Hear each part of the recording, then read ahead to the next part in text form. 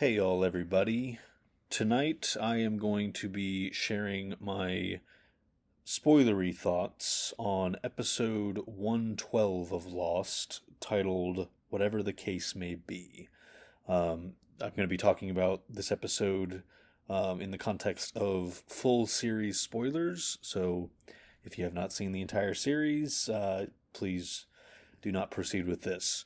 Um, but yeah, as always, I am going to be playing this episode on mute and talking over it as my thoughts occur to me. You can watch along if you want, but you don't need to. If I'm talking about a specific scene on screen, I will try and do a good job of um, describing what it is exactly that I'm talking about. But yeah, if you are going to watch along with me, then I am pressing play now. And the first image is now on the screen. So, yes, this is the first episode of Lost that I ever saw. Chances are that if you're listening to this, you've probably heard me tell the story multiple times by now.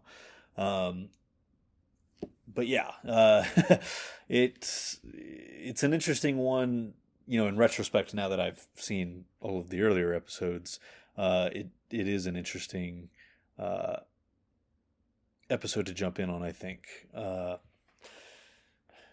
versus any of the last three, I think it would have given me a much different sense of the show, or much different idea of the show.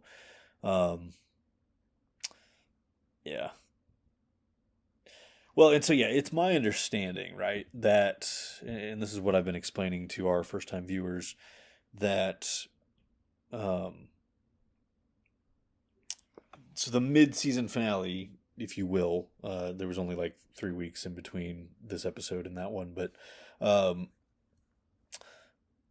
it's my understanding that that's the point at which J.J. Abrams left the show to go work on Mission Impossible 3, and this is the point at which Damon Lindelof, he had never run a show before, and he was kind of intimidated by how wildly successful the show was.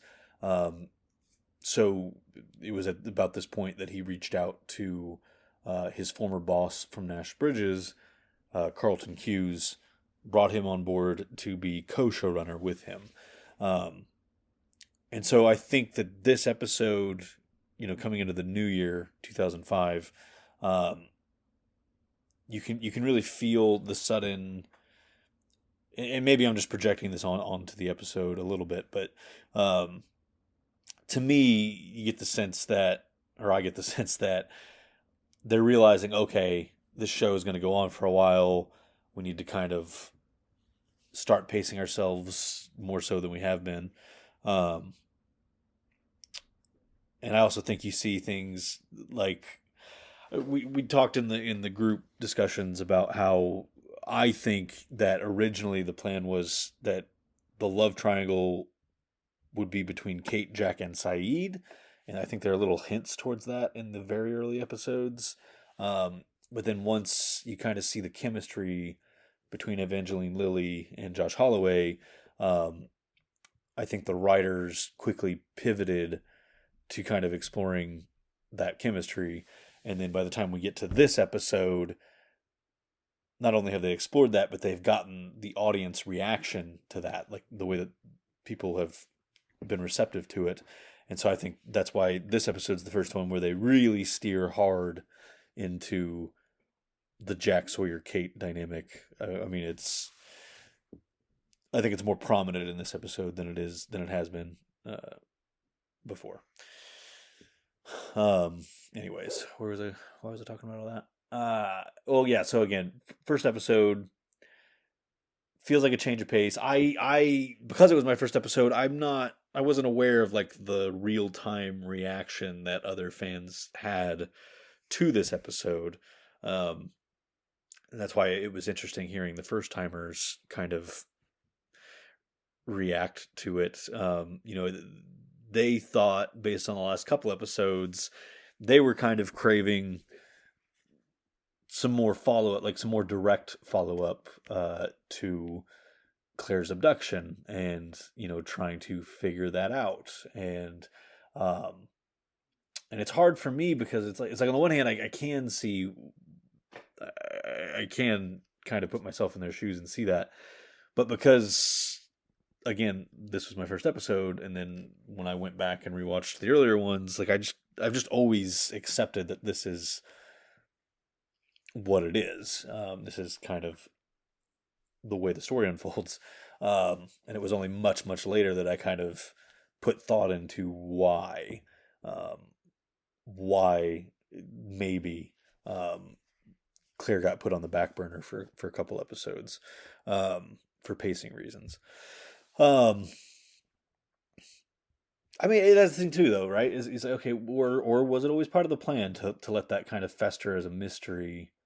Um, I don't know. It's hard for me to be objective about it. Again, um, I would be curious to hear from you guys. If you watched it as it aired, or watched it. Oh yeah, yeah. I guess you didn't have to watch it while it aired. If you watched it chronologically, and then, I mean, were you kind of just surprised that, like, oh, okay, this is a lighter episode than I was expecting, and nobody's really aggressively searching for Claire? That seemed to be something that the group was taking a pretty big issue with, was that, Charlie especially, um, wasn't just, out there searching desperately for her. And on the one hand, I can understand where I think Drew was the main one saying that. I understand where he's coming from, because he makes the point that oh, he's been pretty gung ho about things previously, especially Claire. Um, I think for me, the reason that it's not a huge, like, I don't take issue with his characterization in this episode, is because of, like, the trauma of what he has been through, not just like basically dying, and being kidnapped before that and everything, but the trauma of, like, he swore to Claire that he was going to protect her and that she was safe with him, and to fail in that way, the guilt of that, to me, the depression that he's feeling in this episode is just so crippling, and just this complete, he's at a complete loss of what to do. And I think maybe I think he's afraid of what Claire's fate currently is. Um, and obviously Rose is meant to help him face all that. She tells him that it's not his fault. She's trying to help him get past that guilt. Um, and when she talks about the faith she has that her husband's still out there, um, you know, he wants to have that faith. He asks her how she can have it. Um, Sorry, I may or may not get back to that. But right now, what's happening on screen is, Sawyer and Kate have gotten out of the water, and uh, Kate had told Sawyer that the case was hers, and so he helped her get it. But then she kind of, in front of him as she's looking at it, he can tell that she doesn't know how to open it, and so he calls her out, like, "Oh, that's not your case." And because Kate does not want to reveal to this guy of all people, that she is the fugitive, um, that's not something you would want to trust somebody like Sawyer. You wouldn't want to trust him with that information. Um, so she doesn't want to reveal, like, well, no, it's not mine, and I knew it wasn't mine when I first saw it. I just needed the case. Um, so she kind of just has to acknowledge that it's not hers, and then pretend that that means she's no longer interested, that she just mistakenly thought it was hers, um, instead of lying to him about it. Sawyer doesn't exactly fall for any of that. And in fact, I'll probably get back to this later in the episode, but I think Sawyer, by this point, by this episode, has really come to suspect that Kate is the fugitive. Um, if he hadn't already been starting to suspect it, I think the events of this episode really get him there. By the time that he exposes her later, like near the end of the season, um, like it's clear that he knows what she's up to when she's like burning the license or the passport um, of the drowned woman. Like he knows exactly what she's doing and why she wants on the raft. Well, and hell, even just a few episodes from now, when they are out in the woods tracking the boar, and they're playing "I Never," and he says that thing like when she kind of pisses him off because of what she says about blaming a boar for all his problems. Uh, he tries to hurt her right back by saying, "I never killed a man." And it's like he knew that would hurt her. To me, that it's illustrating that by this point he has come to suspect that she is the fugitive, and he's kind of taking an educated guess as to an aspect of her past. Um, yeah. So, anyways, the point is, I think this episode's really the one where he becomes quite clear that she's the fugitive. So I talked right over Sayid and Jack getting, they're talking about how the tide is coming up and how unusual that is. Um, I don't have too much to say about this other than, the one spoilery thing that I couldn't say in the other two podcast episodes is, in retrospect, it's a really cool clue to the idea that the island is adrift, that it's constantly moving. The tides would shift like that from their perspective. What was the other thing that I'm playing a bit of. I have a lot more to say about this one than I expected. Playing a bit of catch up. Right now, what's happening is Kate's watching Sawyer take the briefcase into his tent at night, and we're just now getting her first flashback, which that was something I thought watching with the group was like, feels like it was a lot longer to get to the first flashback than it normally takes. It's not the most worthwhile observation, but I just remember sitting there with them thinking, like, I wonder if they are still questioning whose episode this is. But anyways, going back to the Jack and Sayid conversation, that was something that the group discussion kind of caused me to realize. Nala, can you stop? Sorry, one of my dogs is tearing at the bed. The group was kind of talking about how they felt it was messed up that nobody was looking for Claire, and that made me think, like, yeah, I guess that is kind of messed up. But then I thought about it, and it's like, well, no, Jack's whole motive in coming to Sayid at the start of the episode is to get to the French woman so that she can hopefully lead them to these other people that she apparently knows about to some extent. So that's literally Jack's motivation in doing that, which in turn, that's Sayid's motivation for, even though he's hesitant to do it at first, I think what Jack says convinces him to, convinces Sayid, okay, fine. And so he goes to Shannon. And so that whole subplot of this episode is in service of finding Claire. So it's not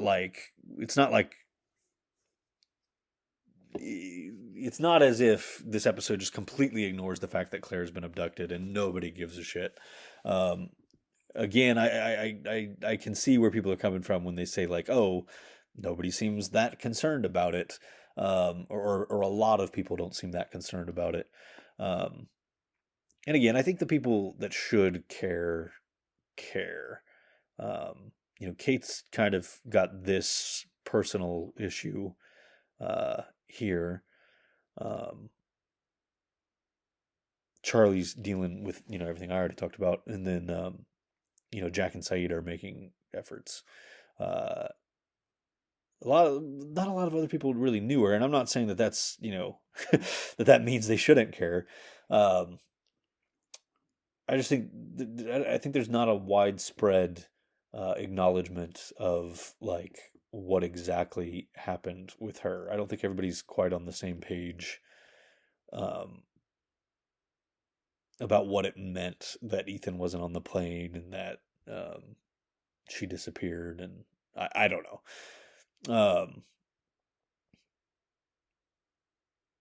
Yeah. Okay, and then I feel like there was another thing that I was playing catch up on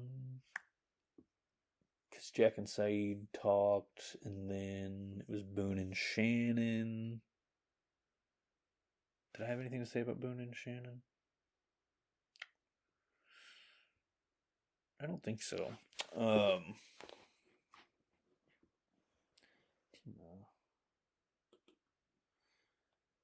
I will say in Kate's first flashback, you see right away like the effect that she has on the bake manager.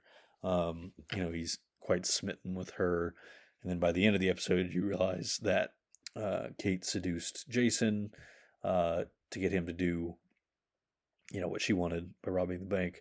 Um, and so this kind of contextualizes what the marshal was talking about at the beginning of the season with Jack when he says, "Oh, she got to you too, huh?"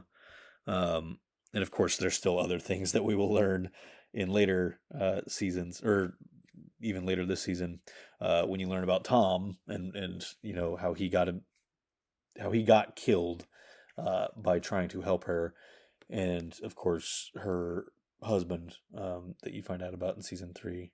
Um, yeah, the point is, yeah, Kate has this history of having an effect on men, and I don't think that she's usually. I think most of the time she's not trying to exploit that too, uh, like too aggressively. Like I don't think that she planned on the bank manager, um, kind of crushing on her or whatever you want to call it. I think that I'm sure it was part of the plan that they would threaten her to get him to open the vault. But I think that the idea there was probably just, oh well, he won't want an innocent person to get killed.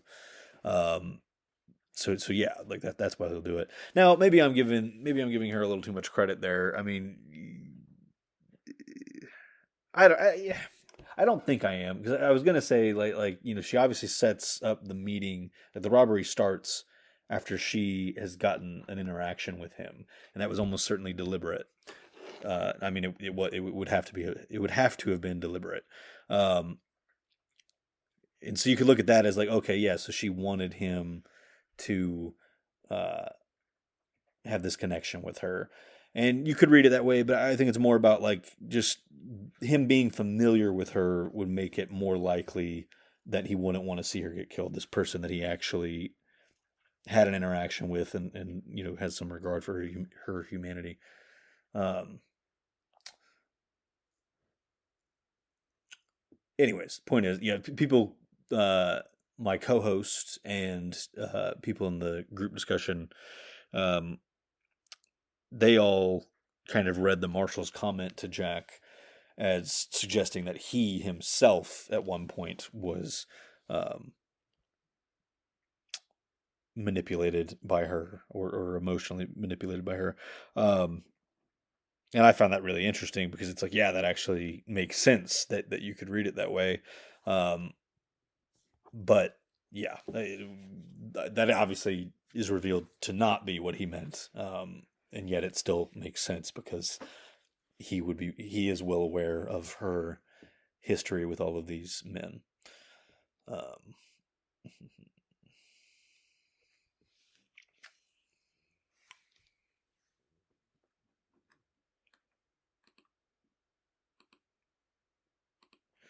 so now we're at the part where Kate gets the case back briefly, and she's running from Sawyer. He's chasing her. He catches up. Uh, and yeah, I really love this. I really love the part where she tries to headbutt him again, like she did the night before. And he's like, "Oh, you're gonna have to come up with a new move." And then she tries it again, and she gets him. Yeah, I just always enjoy that quite a bit.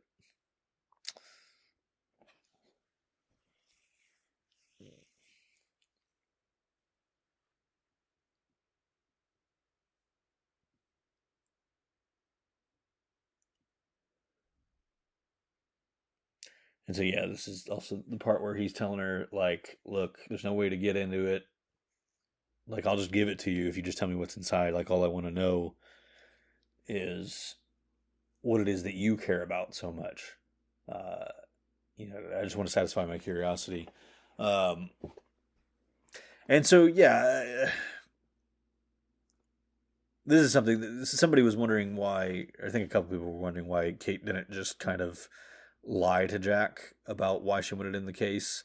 Um, and I kind of, in the main podcast episode, I kind of talked about my interpretation of why she didn't want to do that. Um, but a question that I don't think anybody asked is why didn't she just lie to Sawyer in that scene? And I think there's some layers to that. Like, so obviously she can't tell the truth for the same reasons that she wouldn't want to tell it to Jack. But also, again, you can't really trust Sawyer with the information that she's the fugitive. So she can't tell the truth about what she wants. She also can't tell the truth about the guns for the same reason that would expose that it's actually the marshal's case, and the fact that she knows what's inside it means she was the fugitive he was transporting. But also, I think if he knew there were guns in there, he probably wouldn't give it up, or at least it would be fair for Kate to assume that. And then yeah, so why not just come up with another lie? And I think the answer to that is simple. Like, in that moment, like off the top of her head, what lie is she going to suddenly come up with that would be at all convincing for why it's not her case, but she knows she knows what's in it. She knows something that's in it that she cares about. Like, what is she going to make up that makes sense? And then it's going to satisfy him enough for him to agree to give it up. Yeah, so that's, again, that I think makes perfect sense, that she can't tell Sawyer anything when he offers her that deal, and so she has to just let him walk away with it again.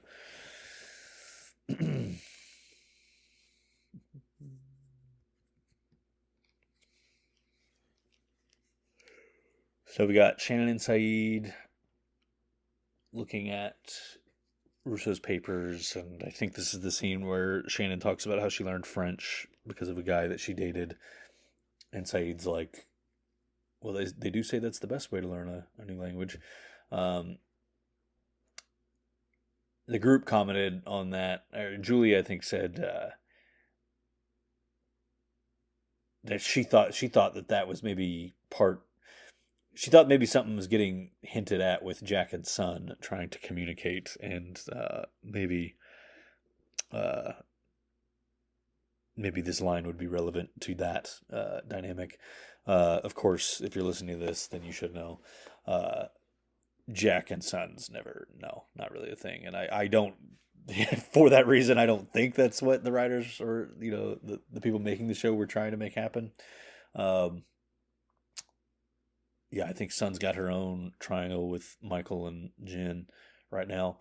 Yeah, I don't read any. It's happening on screen now, and yeah, I don't read anything romantic into this. But what Sayid said about that is funny because we do eventually learn how Sun learned English, and yeah, I mean, you could say that was part of it. Yeah, that there was some romantic chemistry there, and it was certainly part of the reason he kept teaching her was because of him enjoying spending time with her. And so now we have the scene where Kate is telling Jack about the case, and Sun's there, and they don't know that she can understand what they're saying. Yeah, so the vibe I got from some of these first time watchers and from my uncle is that they kind of expect or anticipate the possibility that Sun finding out this secret is gonna bite Kate somehow at some point. And again, if you're listening to this, then you should know that doesn't really ever happen. And in hindsight, I think the significance of this, combined with the development in the next episode where Kate finds out Sun's secret, is that this is kind of how Kate and Son become um, such good friends, and that's obviously majorly important for the rest of the series. But even going to later this season, where Michael gets poisoned on accident, that being something that Kate and Son were both responsible for. Um,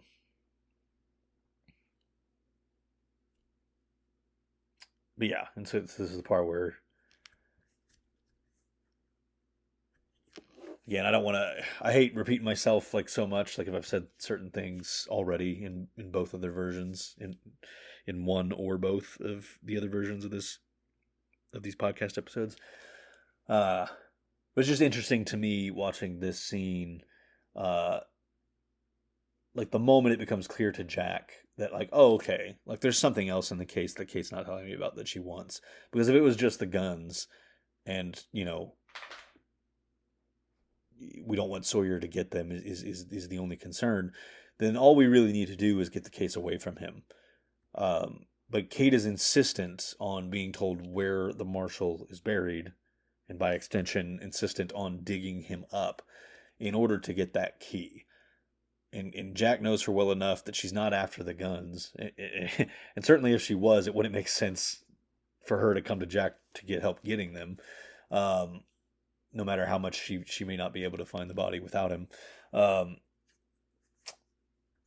Again, the fact that, because again, she told him about the guns. So if she was after the guns, it wouldn't make sense to tell him about them and then demand the key.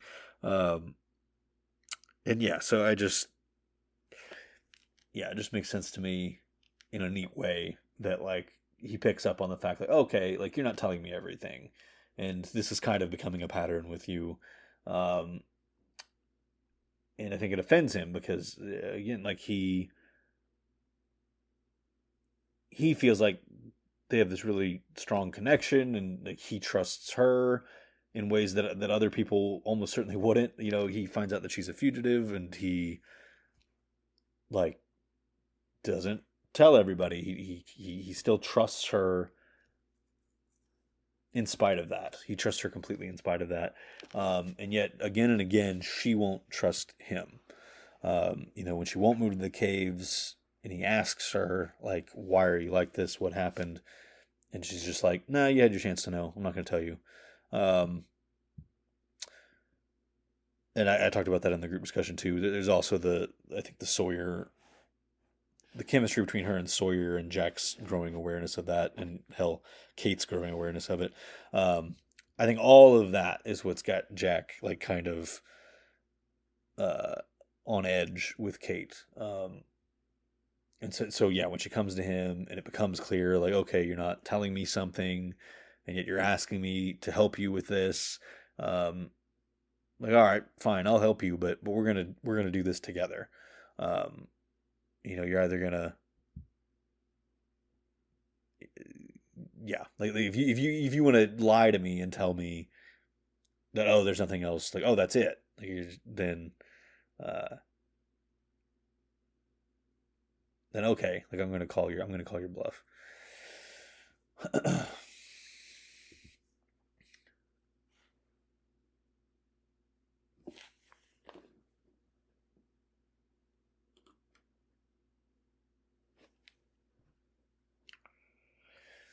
And so now we're at the part where Jack and Kate,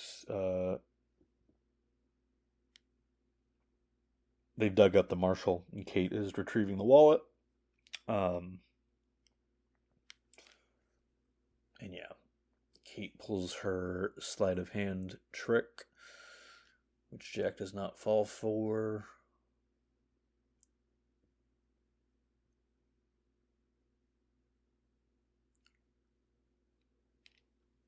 I felt like I had something to say about that, but now, no, I can't think of it. Um, I feel like I have to sneeze. Hold on. Excuse me. But yeah, I love this moment where he exposes her deception, makes her reveal the key, and just how betrayed he feels and how bad Kate clearly feels about it. Um, yeah, it's such a good scene. It's so well written, so well acted. I love it. That's the funny thing about this episode, and again, I think I've talked about this before, but I do think it's, if not the weakest episode of season one of the weakest. It's hard. It's hard to say, and I've talked about that before too on this channel, on the YouTube channel. I don't really like ranking.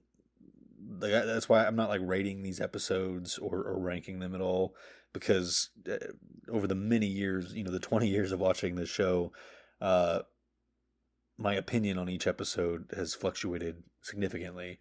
And yeah, it just differs every time I watch it. So to like put out there on the record like a specific rating or ranking just feels very wrong to me. Because yeah, I'm just certain that the next time I would go back and watch the show, I would disagree with my own previous scoring. Anyways, but the point is, I tend to regard this as one of the weaker episodes of season one. And even so, I think it's a pretty solid episode of television. I don't have too many. Okay. So why do I think it's weak then? Right? Comparatively, why do I think it's weak? It really comes down to Kate's flashbacks. It was a source of some humor, I think, in the group discussion. Because we talked all about in the third episode. The first episode after the pilot was Kate's. Kate had the first full flashback episode, and it was interesting in the sense that we didn't really learn that much about her. We learned the specific circumstances in which she was apprehended by the marshal, but we didn't learn why she was on the run. We didn't learn why she has trouble staying in one place, why she has trouble trusting people, a lot of which wasn't even clear yet on the island. We didn't, unlike a lot of the flashback episodes that directly followed hers, we didn't like get some sense of like these demons that she has that she needs to overcome in her on island storyline. We didn't really come to some great understanding of who she is as a character. The most significant thing that we learn in her first flashback episode is that while she is a fugitive, she's not a bad person. She's at the very least not a killer. Like, that guy turned her in for the reward money, and yet she saves his life at the cost of getting caught by the marshal. And what she was going to ask the marshal for on the plane was to make sure that the guy got his reward money. So yeah, the most significant thing we learned about her was that, yep, she's a fugitive. That doesn't necessarily mean she's a bad person. And that's a lot less than we learn about all these other characters in their flashback episodes. So you get to this episode, whatever the case may be, and it's her next flashback episode, and you'd think like, okay, well, now we're going to learn what she did, why she's on the run, or at the very least, why she is the way that she is, why she can't stay in one place, why she doesn't want to dig in, or commit, or why she can't let people in. And yet we don't get any of that.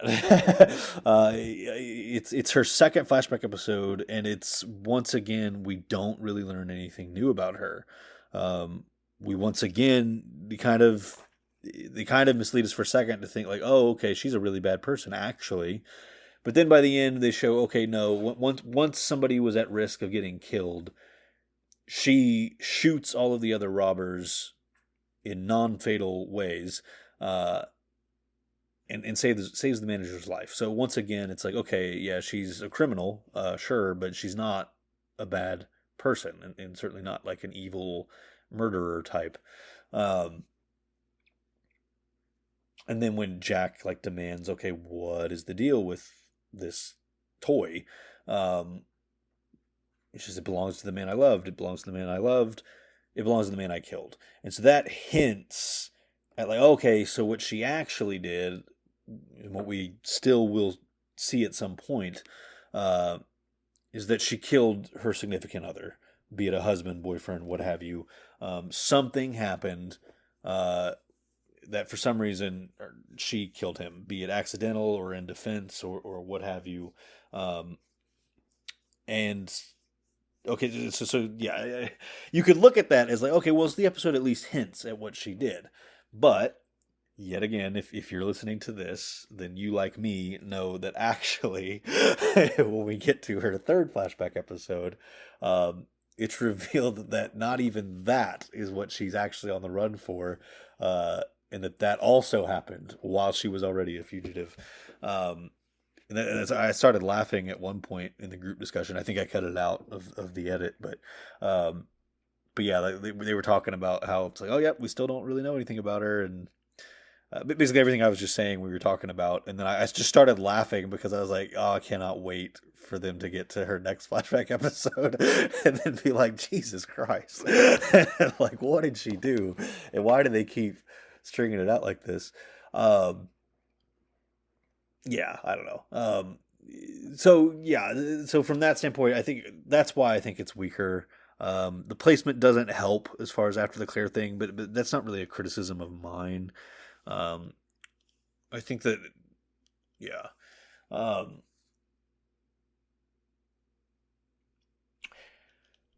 but yeah, I don't have a problem with them having seen the completed show and being very familiar with it and loving the completed version of it. I like that they took as long as they took to explore Kate's story and to reveal what Kate did. It's purely from the first time viewing perspective that I can see the frustration and can empathize with the frustration and agree with the criticism of like, Jesus, like why are they dragging this out? I think anybody that's willing to give it the shot, like let the show tell its story at the pace that it's telling it. If you're willing to do that, I think that I'd like to think most people would agree that it turned out for the best.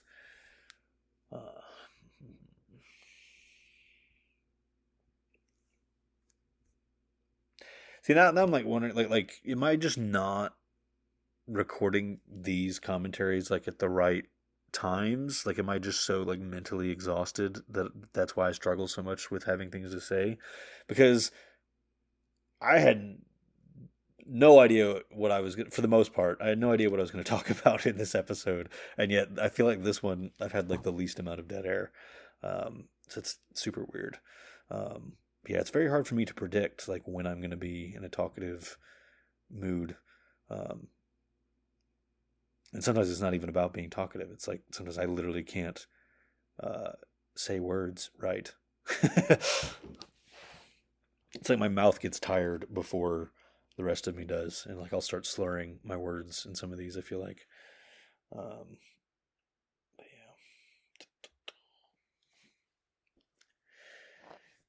And so yeah, Kate just revealed like it belonged to the man I killed, and then she breaks down sobbing, and there's that moment of like Jack processing that, and then like part of him wants to comfort her, and part of him, but he ends up walking away because like I think I mean, he's just so conflicted, you know. Like on the one hand, it's like he was right to feel like I need this one real thing from you. Like, tell me, like stop keeping this from me, stop deceiving me, stop bullshitting me. And so he forces this out of her, and then he feels bad because it's like, okay, like he sees the genuine rawness of like the emotion of that and how much it hurt her to reveal that, and I think he can empathize with that to a degree. And so he can't. So he's not going to push for more than that. He realizes in that moment, like, okay, like I've hurt her by doing this, and I can't ask her to elaborate more without hurting her more. And also, what does that mean? um, and so yeah, I think in that moment, like all he can do is walk away and just let her be. She wanted to do this thing alone. She wanted to open this thing alone. She didn't want anybody to have any idea the significance of what she was trying to retrieve. So the best he can do now that he's done as much damage as he's done, is let her be alone. Give her what she originally wanted, and it's not going to fix it, but it's the best he can do at that point. There's no sitting down and comforting her about this thing that he forced her to reveal that she didn't want revealed.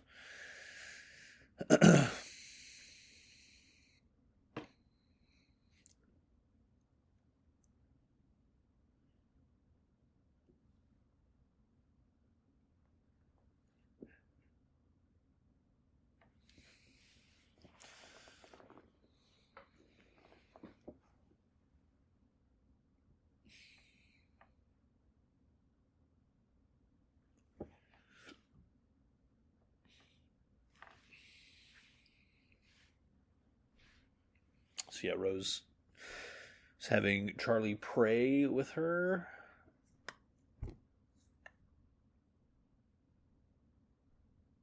And then Shannon. Yeah, I talked about that in the main podcast episode 2, but what I really like this is the first episode where Shannon kind of gets some character development. Um, and at first, it seems like, oh, okay, well, Saeed is the one um, pushing her down. She refuses to help him, and he insists. He tells her that he believes she can do it. Um, that almost gives Saeed the credit, almost for her being of some use.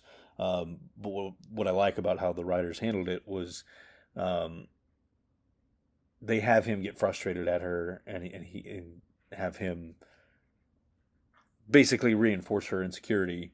Um, and then instead of having him apologize to her and having him resolve it, she's the one, without him coming and apologizing. She figures out why the writing seems so familiar, and she approaches him, and yeah, I like that they gave her that agency. That ultimately it is her that comes through in the end.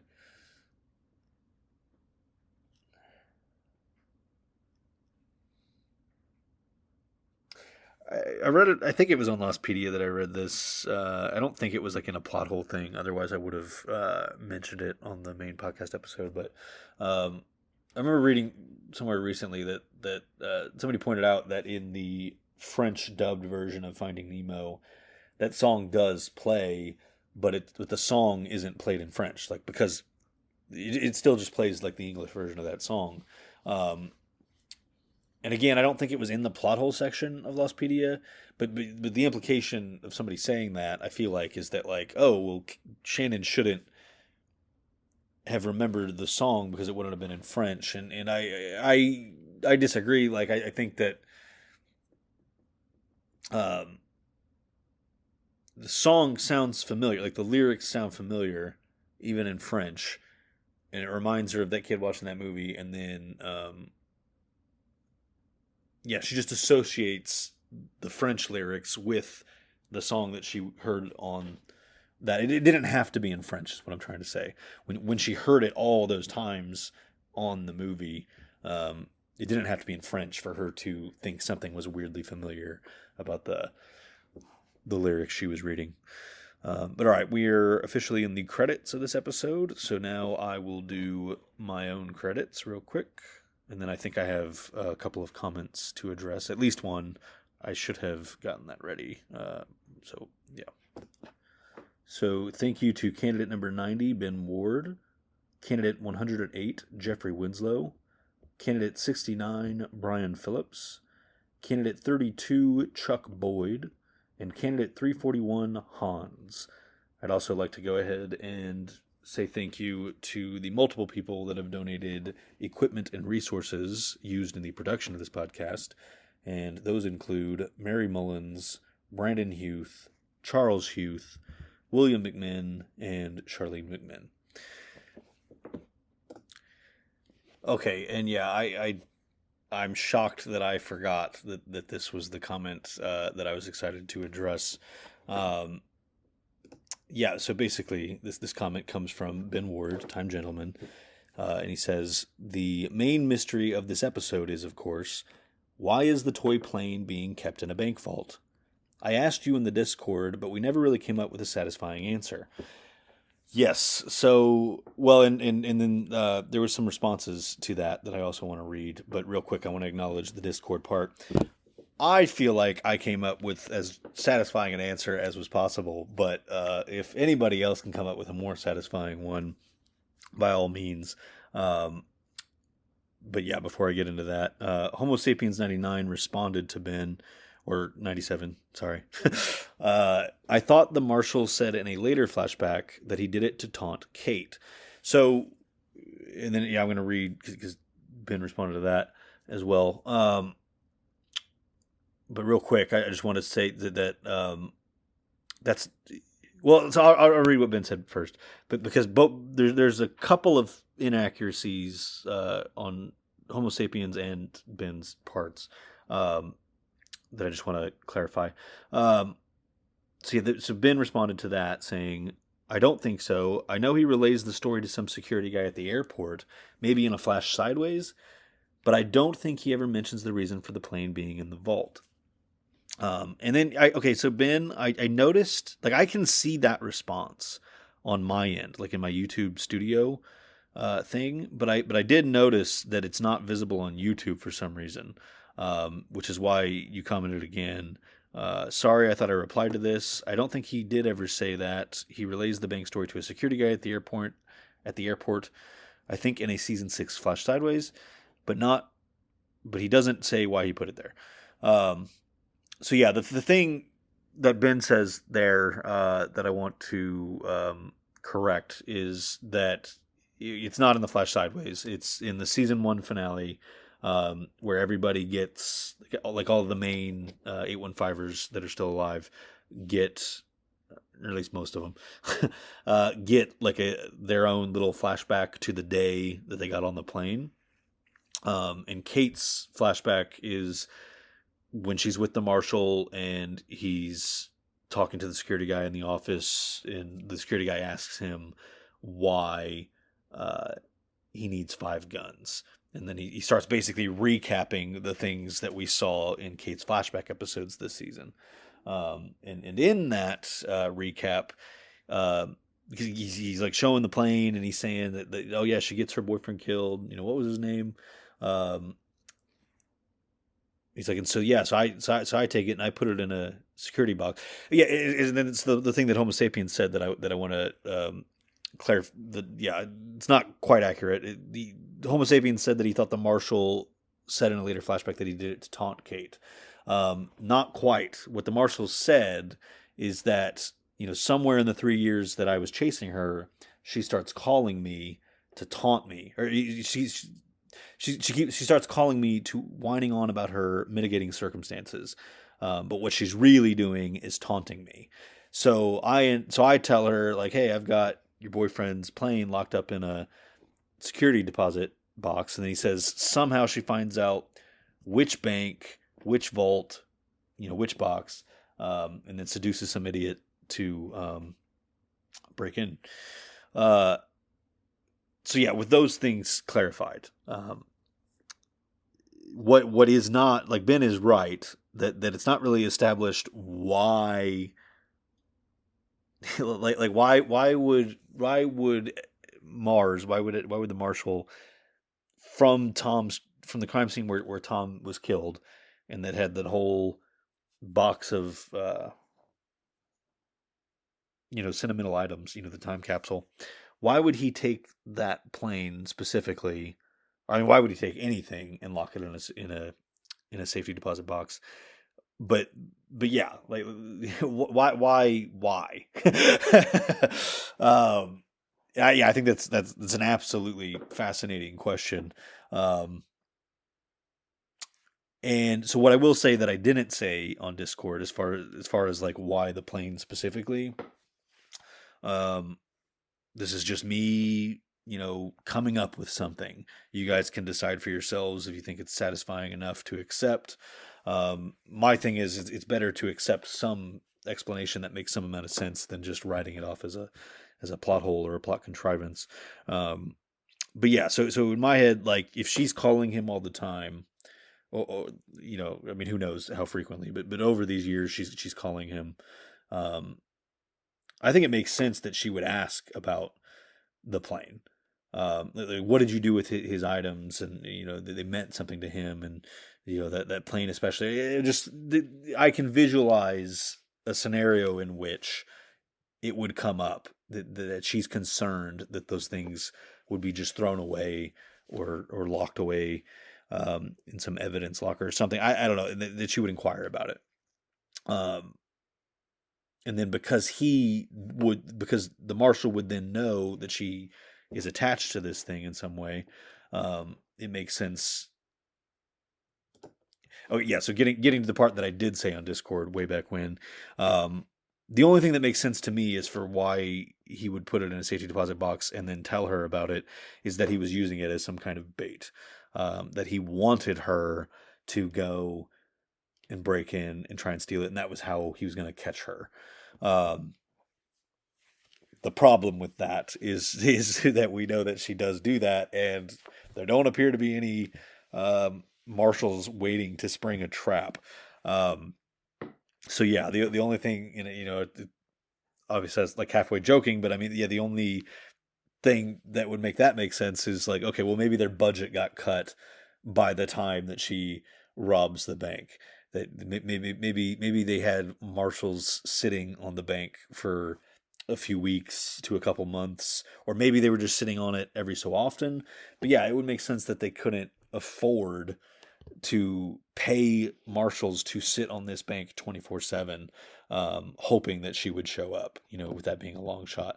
So yeah, the short answer, the only thing I can come up with that makes any kind of sense for why the marshal would put that plane in that vault, and then tell Kate about it, is he wanted her to do what she did, and their budget would only allow them to sit on the bank for a certain amount of time, or every so often.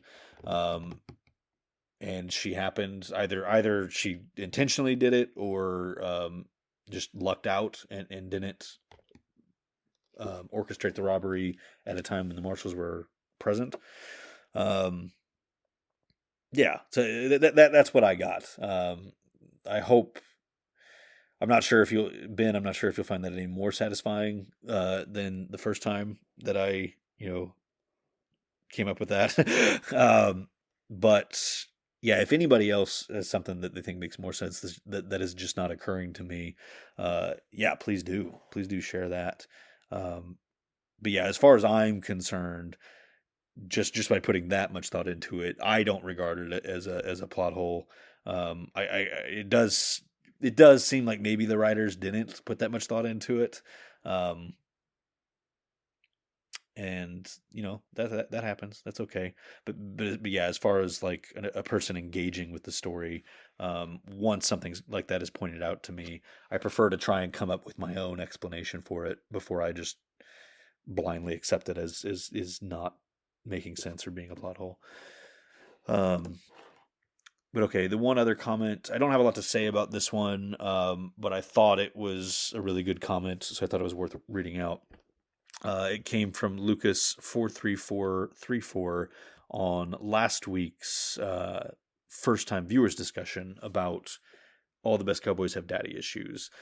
In that video, Julia talked about Jack having like trauma flashbacks, while looking for Claire. He's flashing back to what happened with his dad, because of like the emotional trauma of that. So anyways, what Lucas said regarding that was this. Julia's point about emotional/PTSD flashbacks is a really good one. Usually when I watch an episode of Lost, I am just taking the flashbacks as information for the audience instead of taking it as seeing into the mind of the character on the island as those memories occur to them in the present day. It's rarely made explicitly clear that the flashbacks are literal flashbacks, but I think there are moments where the writers are definitely intending for it to be viewed that way. It adds another layer to the storytelling that enhances the story all the way through each season to the very end. I need to go back and watch some episodes with that idea in mind. Yeah, so again, I just think that's a really good comment, and I agree completely. I think it's more clear in certain episodes that that's what's happening. The idea is that the flashbacks we're seeing are on the mind to some degree of the character who they're centered around. In certain episodes that makes a lot of sense. I don't know why this is the one that's popping in my head, but like Echo making Charlie take him to the Nigerian plane, it makes sense that he's reflecting on the things that led to that plane crashing on the island. Or to that plane going missing from his perspective. Um, and yeah, and in the case of this episode, we know that what happened with his dad is on his mind because he says the thing about like I'm not going to let him get away with this, not again. It's clear that he's thinking about the last time he was there when he wasn't able to save a pregnant woman because of somebody else's actions. Um, I feel like I was going somewhere with that.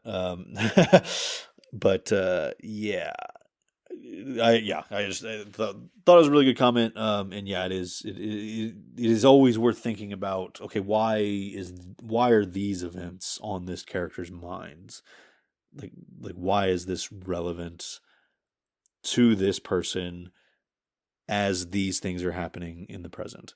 Um, yeah, definitely worthwhile. And as we continue on, I definitely intend to talk more about that, about each episode. Like, okay, why is this relevant to um, the on island storyline or the present day storyline, and to this character?